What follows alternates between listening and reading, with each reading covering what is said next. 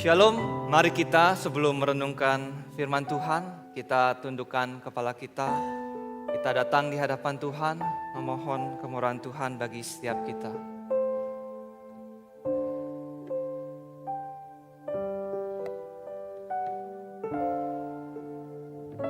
Tuhan, kami bersyukur buat kemurahan-Mu Tuhan. Kalau pada pagi hari ini kami dapat duduk di rumah Tuhan, kami dapat datang untuk menyembah kepada Tuhan. Sekalipun mungkin Engkau yang mengetahui apa yang menjadi pergumulan kami, beban kami. Mungkin ada yang datang dengan tubuh yang letih. Mungkin ada yang datang dengan beban yang berat. Mungkin ada yang datang dengan ogah-ogahan atau malas. Mungkin ada yang datang dengan begitu berat karena lebih enak untuk berbaring dan tidur saja. Tuhan, Engkau yang mengenal kedalaman hati kami, bagaimanapun kondisi kami, ketika kami datang, entahkah dengan antusias, entahkah dengan kerinduan, entahkah dengan beban berat. Marilah Engkau Tuhan berbicara, bersabda, menyapa kami dengan kebenaran firman-Mu. Tuhan, pakailah hamba-Mu di dalam keterbatasannya, sehingga firman-Mu Tuhan yang diberitakan, dan itu menjadi berkat bagi hati kami yang merindukan akan kedatangan-Mu Tuhan. Terima kasih Bapa, kami memohon Roh Kudus bekerja di antara kami, memfokuskan hati pikiran kami, sehingga waktu ini bukan menjadi waktu yang lewat sia-sia, tapi kami menikmati kebenaran firman-Mu menjamah hidup kami. Terima kasih Bapa, kami mengucapkan syukur demi nama Kristus, Tuhan, Juru Selamat dunia, yang hadir ke dalam dunia ini dan akan datang kembali. Kami bersyukur dan berdoa. Amin. Good morning guys. Boleh menyapa kanan dan kirinya, boleh salam ya. Happy Sunday gitu ya. Terima kasih untuk kesempatan yang diberikan. Nama saya Kohendra ya. Lause Hendra, dulu pelayanan di GKY Citra Garden, Jakarta Barat, melayani komisi pemuda dan pembinaan juga. Dan terakhir waktu khotbah di Korem ini lewat via Zoom ya, via Zoom. Dan sekarang Kohendra pelayanan di UPH, mengajar Christian Religion and Christian Worldview. Salam kenal buat kita semua, senang rasanya bisa bersama-sama di tempat ini, melihat teman-teman dapat beribadah bersama ya. Mari kita bersama-sama membuka Alkitab kita dari 1 Yohanes pasal yang keempat.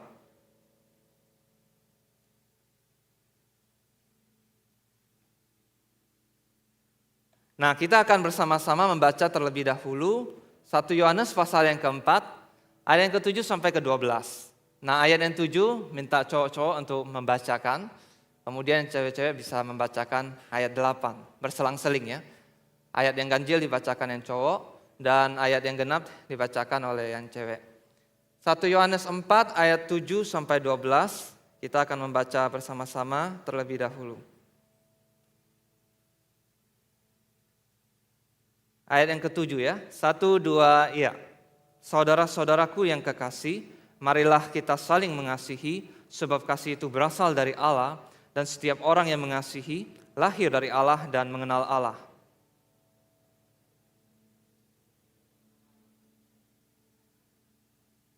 Dalam hal inilah kasih Allah dinyatakan di tengah-tengah kita, yaitu bahwa Allah telah mengutus anaknya yang tunggal ke dalam dunia, supaya kita hidup olehnya.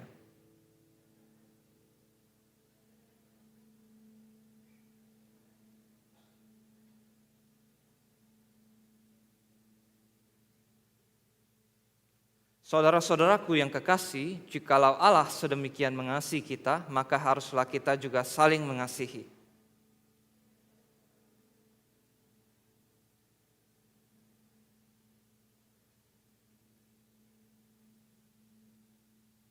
Sedemikian pembacaan Alkitab pada pagi hari ini ya.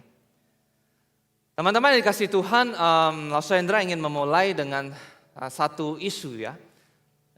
Anak muda hari ini banyak sekali yang berbicara tentang mental health gitu ya. Ceritanya tentang kesehatan mental gua stres loh, gua punya, pikiran kayaknya kacau kalut ya. Emosi gua tuh sepertinya mood swingnya naik turun gak jelas begitu ya. Dan mental health ini menjadi isu yang sangat populer di kalangan anak muda hari-hari ini ya. Dan mungkin di antara kita mungkin ada yang merasa, kayaknya PR gua banyak banget, tugas tuntutan di sekolah begitu berat. Orang tua punya ekspektasi kok tinggi banget, gak bisa ngertiin gua. Dan kayaknya mental health gua terganggu deh. Dan kayaknya gua butuh mencari konselor gitu ya. Tapi nanti diledekin sama papa mama gitu ya. Teman-teman dikasih Tuhan, kalau kita berbicara tentang mental health ya. Salah satu isu yang muncul adalah permasalahannya adalah kekurangan kasih sayang. Teman-teman dikasih Tuhan, di dalam dunia yang kita tinggali hari ini adalah sebuah fakta, bukan dunia yang baik-baik saja. Dunia yang penuh dengan kekerasan, dunia yang penuh kejahatan, dunia yang penuh dengan peperangan, dunia yang penuh dengan krisis dan masalah, dunia yang dimana orang menyerang satu dengan yang lain, tidak mementingkan kepentingan orang lain, tetapi mementingkan kepentingan diri sendiri, bahkan tidak segan-segan melakukan kekerasan. Dunia yang kita tinggali bukan dunia yang baik-baik saja. Dan seperti yang kita baca di dalam Alkitab, dunia yang kita tinggali adalah dunia yang sudah cemar oleh dosa. Dunia yang penuh dengan kekerasan, dunia yang menentang dan melawan Allah. Dunia yang bukan ikut Tuhan, mengasihi Tuhan, menyayangi Tuhan, mematuhi firman-Nya. Tidak. Dunia yang justru mendatangkan kerusakan, menciptakan kekacauan, dan kehidupan dunia tidak baik-baik saja. Dan itu adalah salah satu ciri yang menunjukkan bahwa dunia kita kekurangan kasih yang sejati. Dan mungkin kita bisa bertanya, apakah di dalam dunia ini masih ada kasih yang sejati? Apakah seseorang itu mengasihi saya karena betul-betul ia mengasihi saya? Atau karena ada maunya? Kalau kata pepatah seperti udang di balik batu atau seperti udang di balik bakwan. Kalau kamu dekat sama saya, kamu baik sama saya, kamu pengen dibantu dalam pekerjaan sekolah kamu. Kamu mau baik sama saya karena ada maunya. Tolongin dong, deketin sama si A, si doi gitu loh. Wah, kayaknya semua kebaikan yang kita terima perlu dipertanyakan ya. Apakah masih ada kasih yang sejati di dalam dunia? Teman-teman yang dikasih Tuhan, pada pagi hari ini kita akan melihat firman Tuhan membukakan pengertian bagi kita. 1 Yohanes pasal yang keempat, ayat yang ke-7 sampai 12 yang barusan kita baca. Secara garis besar bisa dibagi menjadi 3 bagian. Yang pertama ayat ke-7 sampai ke-8 itu berbicara tentang alasan mengapa kita harus mengasihi satu dengan yang lain. Yaitu dimulai dengan titik tolaknya. The starting point is God Himself. Kasih Allah. Natur, hakikat, apa yang menjadi ciri khas dari Allah yang kita kenal di dalam Alkitab. Dan bagian yang kedua itu berbicara bahwa kasih Allah itu bukan kasih yang abstrak. Tetapi kasih yang dimanifestasikan, kasih yang diwujud nyatakan. Kasih yang ditunjukkan. Dan yang ketiga, barulah Rasul Yohanes mengingatkan kita. Bukan berhenti bahwa Allah itu kasih, bahwa kasih Allah dinyatakan. Tetapi kita diajak untuk yuk mengasihi satu sama lain. Teman-teman dikasih Tuhan, kalau kita memperhatikan di pasal yang keempat dari 1 Yohanes ayat yang ke-7 dikatakan demikian. Saya akan membacakan terjemahan New American Standard Bible yang berbunyi demikian. Beloved, let us love one another. For love is from God. And everyone who loves is born of God and knows God.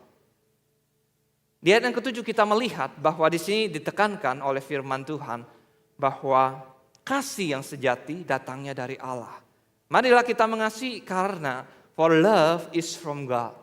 Everyone who loves is born of God and knows God.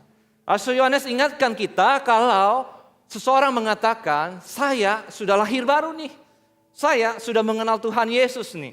Saya adalah milik Allah, saya kenal Tuhan Yesus, saya orang Kristen, saya sudah dibaptis, saya sudah ikut katekisasi misalkan. Saya sudah menjadi orang Kristen sekian lama. Lahir pun sudah Kristen gitu ya, dari orang tua keluarga Kristen. Tetapi kalau kita tidak mengasihi, Kalau kita hanya mengatakan demikian, sesungguhnya kita menyangkali alasan dari kasih, yaitu Allah sendiri. Kasih itu datang dari Allah, dan setiap orang yang lahir dari Allah dan mengaku mengenal Allah, mesti, kudu, wajib mengasihi. Lalu di ayat 8 dikatakan, the one who does not love does not know God, for God is love. Seseorang yang tidak mengasihi, sesungguhnya tidak mengenal Allah, karena Allah adalah kasih. God is love. Tetapi Rasul Yohanes katakan, bukan love is God. Yohanes sangat hati-hati katakan, God is love, not love is God. Jadi tidak bisa kita mengatakan bahwa semua bentuk kasih yang kita anggap itu adalah kasih, itu adalah Allah, bukan. Tetapi yang benar sebaliknya, Allah adalah kasih. Nah sekarang, mari kita coba renungkan. Kasih seperti apa yang dunia tawarkan? Di dalam dunia, orang bisa mengatakan secara psikologis ada bentuk-bentuk kasih. Ada kasih seperti yang diberikan misalkan, kasih yang dari orang tua kepada anaknya. Ada juga kasih yang seperti diberikan oleh saudara, karena ada hubungan darah. Ada hubungan keluarga, family, sama saudara, sepupu. Ya namanya keluarga, yang mengasihi dong. Tetapi ada juga yang mau mengatakan bahwa kasih itu ya semata-mata romantik.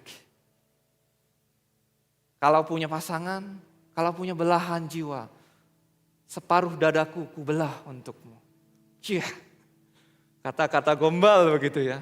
Aduh gua gak bisa tidur, gak bisa hidup tanpamu. Kalau juga gak punya oksigen untuk dihirup, iya gak bisa hidup loh. Tapi kalau dia gak jumpa sehari, 2 hari gak apa-apa. Ngomong kosong itu, ngaku-ngaku gombal. Jadi tolong yang cewek-cewek, yang ladies ya, jangan mudah terkena rayuan gombal gitu ya. Kasih keluarga, kasih yang romantik gitu ya. Ada juga lagi kasih yang seperti apa? Kasih yang katanya bicara tentang dedikasi, pengabdian. Misalkan contoh, ada orang yang mau mengabdi bagi negaranya. Dan kita mengenang misalkan ada pahlawan. Ya kita anggap mereka orang-orang yang heroik, orang-orang yang punya kasih dan pengabdian kepada negara ini. Dia berani berkorban. Dan karena kita melihat mereka berani berkorban, itulah wujud kasihnya. Kasih seperti apa yang ditawarkan oleh dunia ini lagi? Kasih yang kalau kamu menguntungkan saya, you bring benefit to me. Tapi kalau kamu tidak menguntungkan saya, kalau kamu tidak lagi menyenangkan saya, kalau kamu nyebelin, kalau kamu ngeselin, kalau kamu bikin sakit hati, ya udah ngapain gue mengasihi lo? Ya kalau you baik sama gue kasihilah. Kalau you kurang ajar, you menyakiti hati gue, you mengkhianati gue, ngapain gue mengasihi lo? Kasih seperti apa yang ditawarkan dunia ini? Kasih yang tidak seperti kasih yang sejati.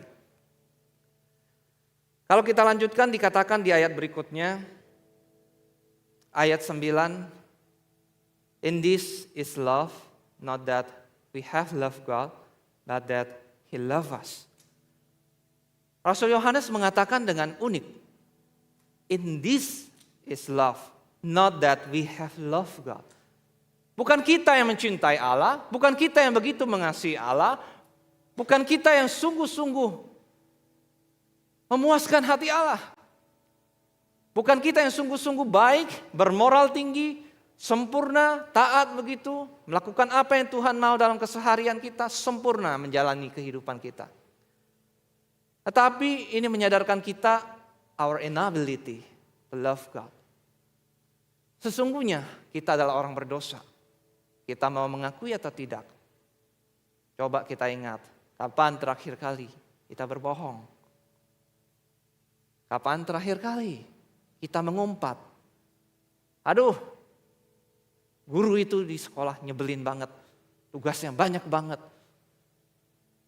Aduh, si A itu kalau dalam kerja kelompok, group project, gak ada tuh kerjanya. Nempel nama doang, nyuruh-nyuruh iya. Bantuin kagak. Ngumpat begitu. Apalagi, wah si X ini senang untuk kita kerjain. Yuk kita kerjain, kita bully lagi. Apa-apaan dia, banyak gaya di sosmed. Kita kerjain dia.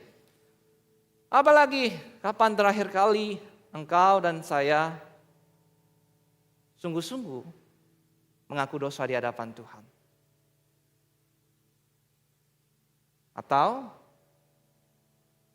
kapankah terakhir kali pikiran kita memikirkan hal yang tidak seharusnya kita pikirkan?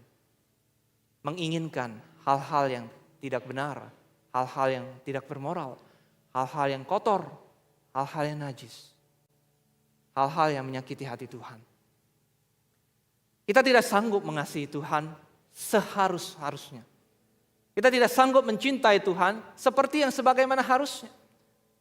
Karena itu Yohanes katakan, bukan kita yang mengasihi Allah, tetapi Allah yang mengasihi kita. The love of God demonstrated by sending His one and only Son, Jesus Christ, to be the propitiation for our sins. Kekristenan bukan berbicara Allah yang hanya bertahta di dalam kemuliaannya. Injil bukan hanya berbicara tentang Allah yang penuh rahmat, maha kuasa, maha kasih secara abstrak. Kohendra bukan dari latar belakang Kristen. Kohendra bukan dari latar belakang keluarga yang betul-betul mengenal Tuhan. Tetapi hal yang menarik adalah ketika Kohendra belajar agama-agama, ketika kita belajar tentang konsep Tuhan di dalam berbagai agama. Ya mungkin ada klaim bahwa Tuhannya baik. Tetapi ketika kita berhenti pada Injil Kristus, kasih itu tidak abstrak. Kasih Allah itu nyata. Kasih Allah itu meninggalkan tahta surga. Lahir di tempat hewan-hewan berkumpul. Bukan di ruang istana yang megah. Tidak lebih layak daripada tempat seperti Ebenezer Building yang sangat bagus ini.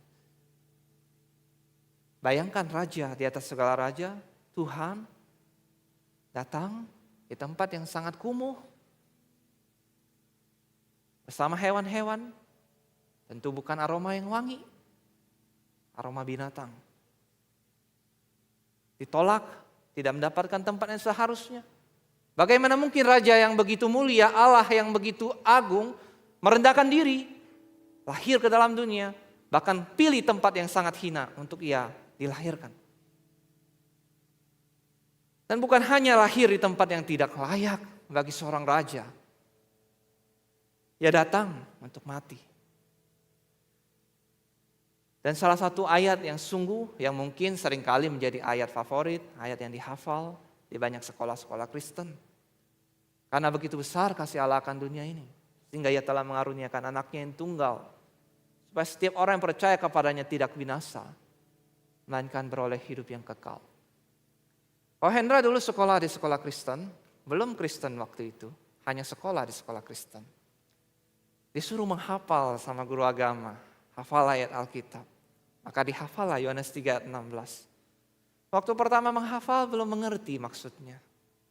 Apa sih maksudnya? Apa maksudnya Tuhan mengasihi kita? Apa maksudnya Tuhan mengutus anaknya? Untuk apa? Ngapain repot-repot datang ke dunia? Karena begitu besar cinta Allah akan kita orang-orang yang berdosa, orang-orang yang tidak sempurna, orang-orang yang hina, orang-orang yang mengecewakan, orang-orang yang tidak sanggup mengasihi Allah, orang-orang yang terus melanggar firman Tuhan, orang-orang yang terus melakukan dosa dan kejahatan, orang-orang yang lebih senang hal yang najis, bukan hal yang suci. Orang-orang yang menyimpang dan melawan Allah. Dan untuk orang-orang seperti ini, Yesus datang supaya setiap orang yang percaya kepadanya tidak binasa, melainkan beroleh hidup yang kekal.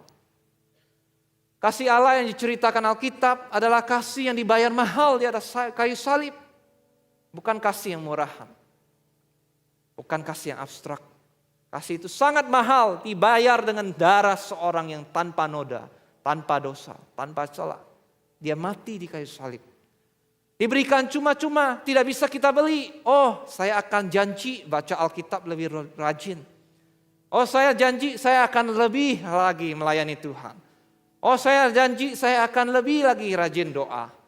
Oh saya nggak akan bolong-bolong saat teduh deh. Sayangnya usaha terbaik kita pun tidak bisa membeli kasih Allah. Karena kasih Allah itu adalah anugerah.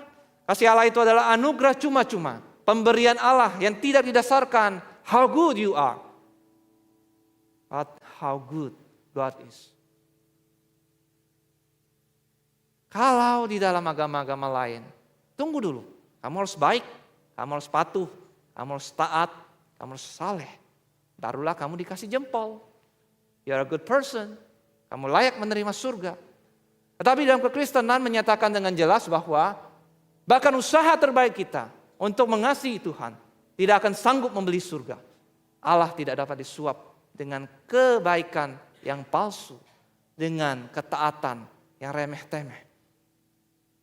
Kasih karunia Allah diberikan cuma-cuma karena Ia baik, bukan karena kita cukup baik.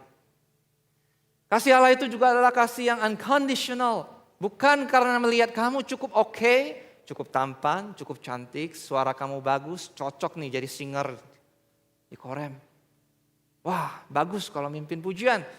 Wah, kalau menyambut tamu di saat di depan memberikan senyum paling manis. Wah, orang yang datangnya mukanya asam gitu ya. Begitu ketemu ushernya, wah langsung smile. Bukan karena ada yang baik pada diri kita, maka Tuhan mengasihi kita. In Christ alone, it is the ultimate true love. Di dalam Kristus, kasih Allah itu nyata dan itulah kasih yang paling sempurna. Dan kasih ini bukan sekedar, oh Tuhan sayang-sayang sama kita, tetapi Tuhan memberikan anugerah hidup yang kekal. Itu adalah pemberian. Itu adalah anugerah, itulah kasih karunia dari Allah, Bapa, Anak, dan Roh Kudus kepada orang-orang pilihannya. Christianity is not about how great we are. So God has to sacrifice His only Son to save us.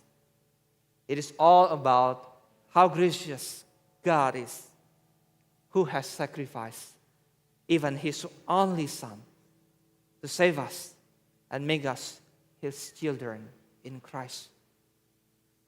Injil bukan berbicara, oh kamu cukup baik, kamu cukup taat, kamu cukup saleh, maka Tuhan sayang sama kamu.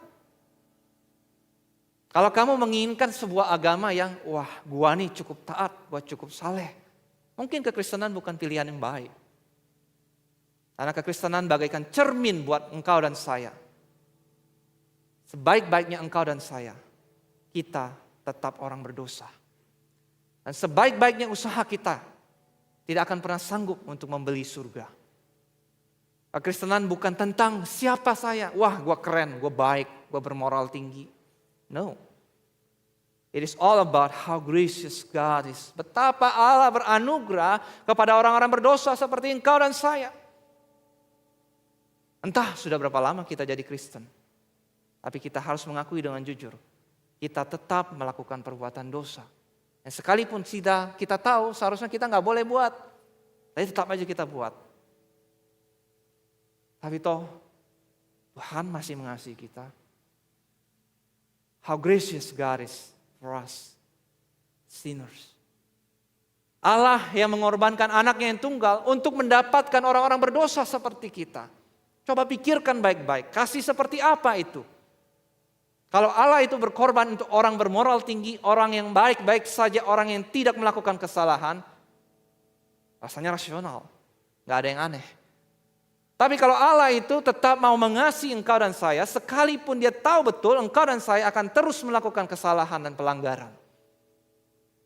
Allah seperti apa ini? Allah yang terlalu sabar pada engkau dan saya. Allah yang terlalu mengasihi engkau dan saya.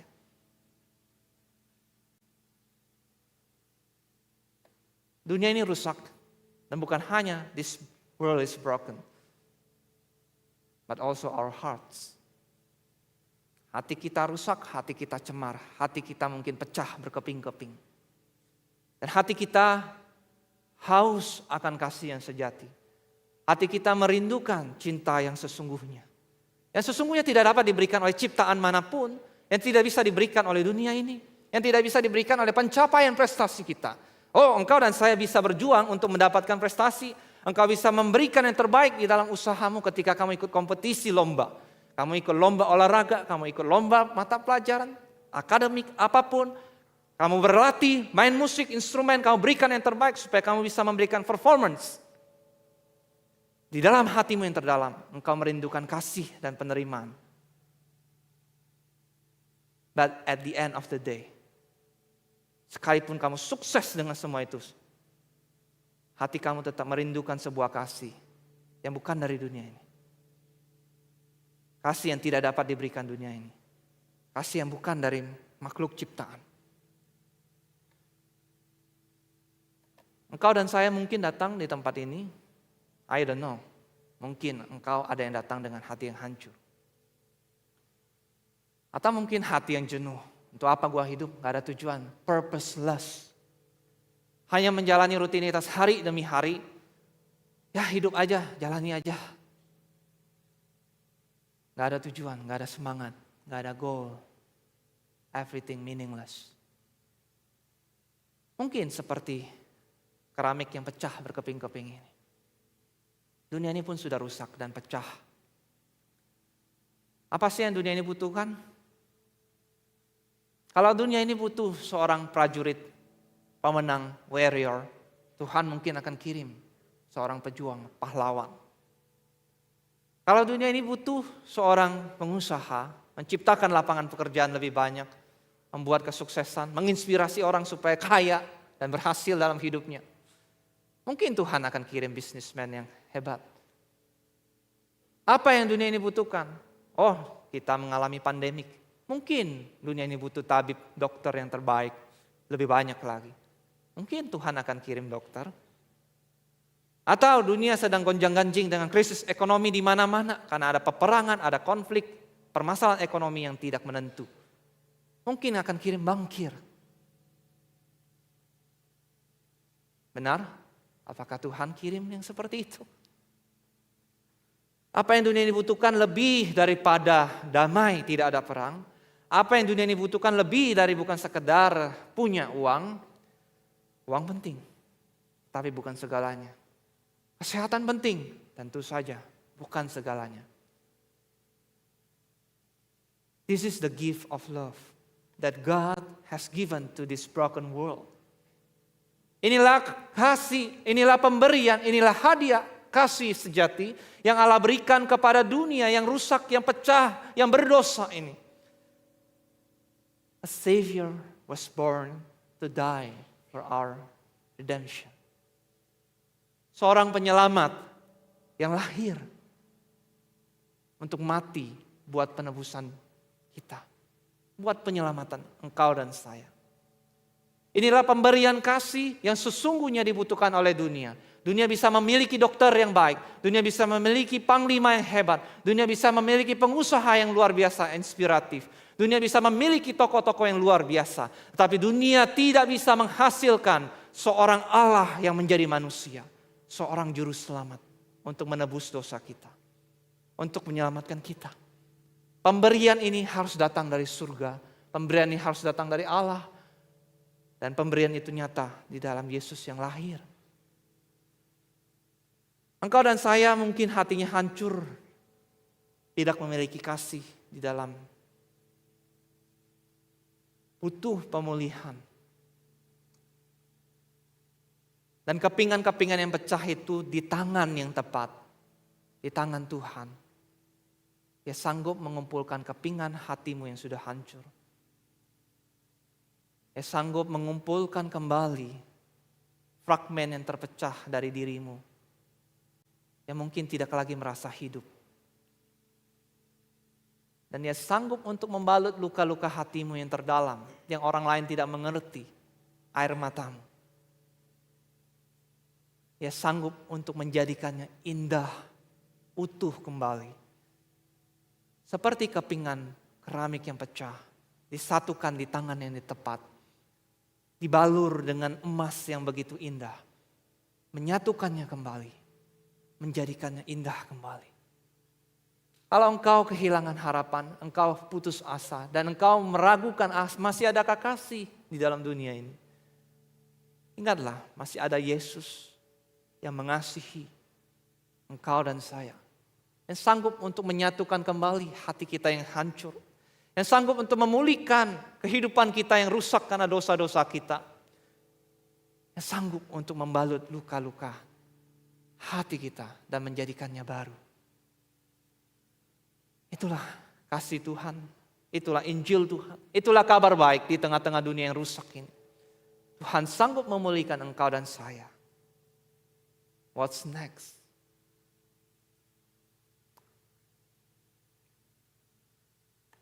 Allah adalah kasih. Dan kasihnya bukan kasih yang abstrak, yang jauh di sana.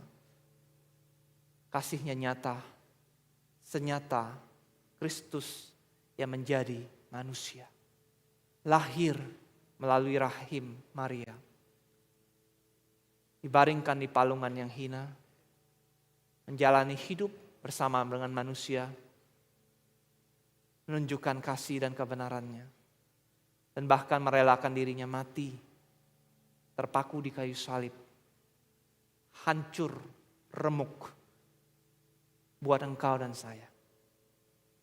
Kasih itu dinyatakan. Dan karena itu, marilah kita mengasihi satu dengan yang lain. In this Christmas season, how would you show God's love to others? Kalau engkau dan saya mengaku, kita sudah lahir baru nih. Kita sudah kenal Tuhan Yesus. Kita sudah menerima Yesus sebagai Tuhan dan Juru Selamat kita. Yuk, di momen Natal kali ini, coba kita pikirkan. Coba kita tunjukkan. Kasih seperti apa yang mau kita berikan kepada orang-orang yang Tuhan jumpakan dengan kita. Mungkin ada orang yang kita menaruh benci. Mungkin ada orang yang sangat sulit kita ampuni. Mungkin itu orang-orang terdekat dengan kita. Mungkin teman di sekolah kita. Mungkin teman di gereja kita. Mungkin famili kita sendiri. Maukah kita menunjukkan kasih kepada orang-orang yang membutuhkan? Kalau kita merasakan kasih Tuhan, kasih itu tidak akan berhenti pada kita. Kasih itu akan diteruskan kepada orang-orang lain. Mari kita berdoa.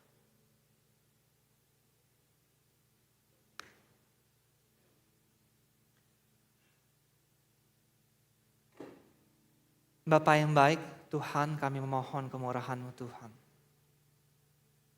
Kami perlu Engkau Tuhan. Kalau di antara kami ada yang belum sungguh-sungguh mengalami kasih-Mu Tuhan, menerima Engkau Tuhan sebagai Juru Selamat kami. Tolong kami Tuhan, agar kami sungguh-sungguh dengan segenap hati menyambut bayi Natal. Menyambut Engkau Mesias, Juru Selamat dunia di dalam kehidupan kami. Supaya momen Natal tahun ini tidak kami lalui begitu saja. Sekedar dengan canda tawa, kado Natal, dan kegiatan belaka. Bawa kami Tuhan, agar kami sungguh-sungguh lahir baru. Sungguh-sungguh menerima Engkau Kristus sebagai Tuhan dan Raja kami. Tuhan, kalau Engkau melihat di antara kami, ada yang sudah sekian lama menjadi orang Kristen, tetapi tidak sungguh-sungguh lagi mengasihi. Mungkin kami sibuk dengan urusan kami, masalah kami sendiri, dan kami tidak lagi peduli. Kami terlalu egois dengan apa yang menjadi pergumulan dan keinginan kami. Tuhan, biarlah momen Natal kali ini, the gift of love, menyadarkan kami bahwa pemberian kasih-Mu bukan berhenti pada diri kami saja. Tapi jadikan kami saluran kasih-Mu Tuhan. Supaya kami membagikan, share your love, share the gift of love. Menunjukkan cinta kasih-Mu Tuhan kepada dunia yang rusak ini. Dunia yang berdosa, dunia yang cemar dan pecah berkeping-keping. Dunia yang tidak lagi mengenal kasih-Mu Tuhan. Tolong kami untuk menceritakan, berikan kami keberanian untuk menceritakan Tuhan Yesus mungkin kepada teman-teman kami yang belum kenal Tuhan. Dan mungkin juga kami kesulitan untuk mengampuni orang yang bersalah kepada kami. Tolong kami Tuhan, oleh kasih-Mu untuk mengasihi mereka, mengampuni mereka. Dan mungkin juga ada orang-orang yang sudah sedemikian lama jauh dari kami tidak lagi mengasihi dan peduli. Marilah Tuhan, Engkau tolong kami untuk kami kembali menunjukkan kasih, kepedulian, perhatian, our care, our love to them. Terima kasih Tuhan, biarlah Injil-Mu Tuhan kembali mengingatkan dan menyegarkan kami bahwa kami sungguh dikasihi lebih daripada yang berani kami harapkan. Kami sungguh dikasihi lebih dari yang kami kira. Dan tolong kami supaya kami tidak menyia-nyiakan hadiah kasih-Mu Tuhan kepada kami. Kami bersyukur Tuhan demi nama Kristus Yesus, Tuhan dan penebus kami yang hidup. Kami bersyukur dan berdoa. Amin.